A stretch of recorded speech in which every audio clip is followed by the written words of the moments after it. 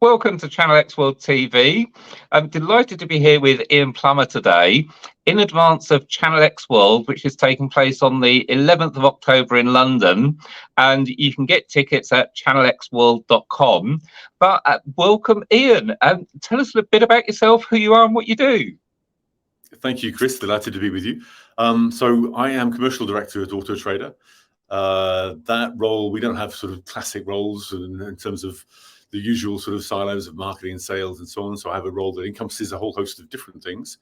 It encompasses in particular relations with our larger clients, from the brands, the OEMs as we call them in automotive, the finance houses that are crucial. We nearly always finance our new cars. We often finance our used cars, leasing companies, insurance companies, energy providers, charge point operators, also the larger retailer groups, particularly the franchise ones. So any of those larger customer cohorts, but also things like our bike leisure commercial division, where we deal with motorhomes, e-bikes, vans, caravans, a whole host of other parts, smaller parts of our business, and even things like communications and PR, media, and equally editorial on-site content. YouTube director works with me and so on. So a bunch of interesting things, all aimed to try and make the marketplace smarter and better for our respective customers. Well, that is a very wide-ranging role. But for those that haven't been keeping up to date with Auto Trader, I remember the days when it was a catalogue that you got to buy your car from, and it's a very, very different marketplace now. So what's happened to Auto Trader over the years, and how have you moved into the marketplace you are today? Well, I won't sort of rewind on the whole history of Auto Trader, but we've been going for 45 years. We're extremely well known, very lucky to be benefiting from a lot of trust of car buyers in the UK. We have a very large audience of around 87, I think month before last, 87 million visits, about 11 million uniques. It's about the 11th, 12th biggest website in the UK. So we transitioned from what we were 45 years ago, which was a print player with one region, then several regions, then a national view of Auto Trader in magazine version. We transitioned very successfully away from that in about 2012 to becoming purely digital, and are now one of the leading tech companies in the FTSE 100 with a market cap of somewhere north of 6 billion. It depends obviously on the day, but we've grown into a sizable tech player on the UK scene that go, I think, well beyond just being a magazine. Of course, we're no longer that at all, or even just a classified or just a marketplace. I think much more than that, a data player, a tech player, providing a lot of services across the automotive industry. And we sit pretty much at the heart of the automotive ecosystem. So we work, as I touched on before, with all the brands, with 14,000 retailers. That's about 87% or so of all the retailers out there, small ones, large ones, fully online ones like Kazoo, smaller ones working non-digitally at all, everyone in between, with the funders, the leasing companies, and so on. The whole ecosystem really is connected to Auto Trader in one way or another.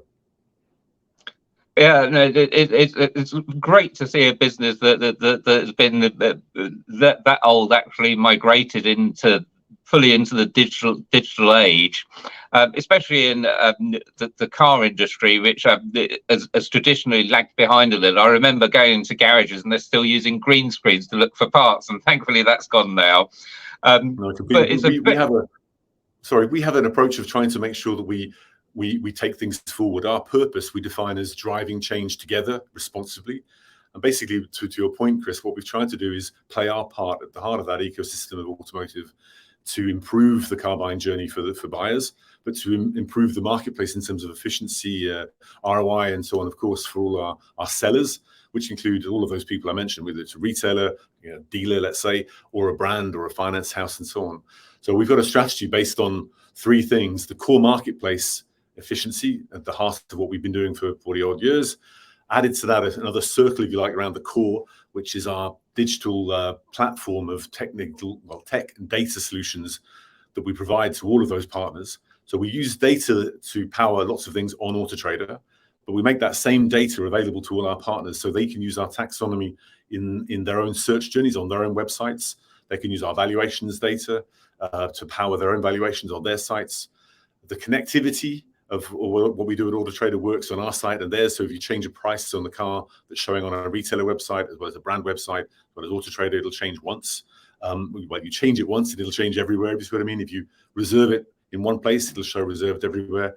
And that flows into the third circle of our strategy, which is around digital retailing.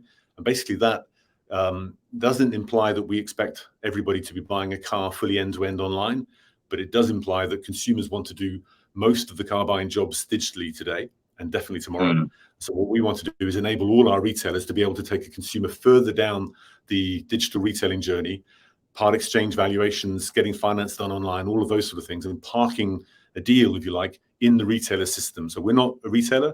What we want to do is enable retailers to go on the kind of journey you just described, modernizing, digitizing, improving the way they work so that it's better for the consumer and ultimately better back for that dealer as well, or that retailer.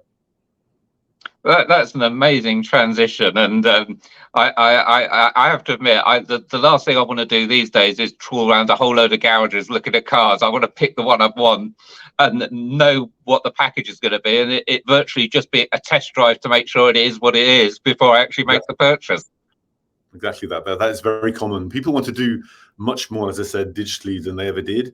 They don't usually want to do everything digitally. They do enjoy some of the dealer contact and advice. They enjoy test driving the car. They might want to get the car picked up at the dealership and so on. But they do want to arrange finance at distance because they do that when they sort out their insurance for whatever, their home, the car, and they do that when they book a flight somewhere or arrange their mortgage even. So there's lots of things that you can simplify and add digital transparency and ease, a sense of control to, flexibility and so on to the consumer's buying journey, so that you take out the angst, keep the physical sort of emotional positive warmth of buying a car that you need to do physically, but improve everything else digitally. So moving on to ChannelX World on the 11th of October, what can retailers, brands and marketplaces expect to hear from you at the event? Well, I think we're going to be talking a lot around how we can use data to make the marketplace smarter for retailers and all partners. We sit, as I mentioned, at the heart of the automotive ecosystem. So we have a lot of data and we share it right across the ecosystem. So there are 40,000 clicks being left on Auto Trader every second of every day. That yields an awful lot of insight and information, trends, valuable things that people can do things with, not just information, but actionable insight. So we share that very widely. That gives insights, for example, to a retailer to know the precise value of a car and how they should be positioning that particular vehicle. The localized retail demand and supply of a given derivative of a given model will be vital information to work out how exactly to merchandise that vehicle, how to price it, and how quickly you can expect to sell it. So the kind of strategy you should adopt. So all of that, if used in a smart way, can be really quite strategically valuable to a retailer to make the most of their investment on the marketplace, and to use those information points to also apply the same insights into what they might do elsewhere. That could include how they target their PPC spend on Google, and it could probably include how they merchandise their cars on their own sites or any other platforms they might use. So it's all about essentially using data and insight to enable all our partners. As I said, our mission is to drive change together responsibly. The together bit means we don't build cars and we don't sell cars. What we need to do is help those that do to do so ever better. And if we keep the virtual sort of flywheel going, then the consumer benefits, the retailer benefits, and everything moves in the right direction. And the growth, the value of the vertical is only going in one direction too. Ian, I want to thank you for your time today, and I am now really looking forward to your session at ChannelX World. And everyone talks about data and how valuable it is, but I've never known a platform that disseminate quite so much data that can be used immediately for real business use cases on a day-to-day basis. So very interested to learn more. But before we go, apart from being a speaker at ChannelX World, what are you hoping to get out of the day? Well, I always work on the basis that stupid expression, but every day is a learning day. I think it's vital to always search for new connections, new ideas, lift your head up, if you like, from the day to day, and not be bogged down in too much detail so that you don't see the bigger picture. We do a lot of peer-to-peer benchmarking and information sharing across our sort of automotive marketplace space. So we are a UK-based company, only operating in the UK. So we therefore are quite happy sharing information and benchmarking with our peers across Europe, the US, Australia, Canada, whatever, and do so very frequently. But I think it's really useful to learn outside of automotive as well. So I think my particular focus will be trying to pick up useful tips and ideas in terms of how people are doing things in non-automotive marketplaces. Great, Ian. Thank you again so much for your time today. And to hear from Ian and all of our other great speakers at ChannelX World on the 11th of October, go to channelxworld.com to get your ticket today. Thank you so much, Ian. Look forward to seeing you on the 11th of October. Pleasure. See you then.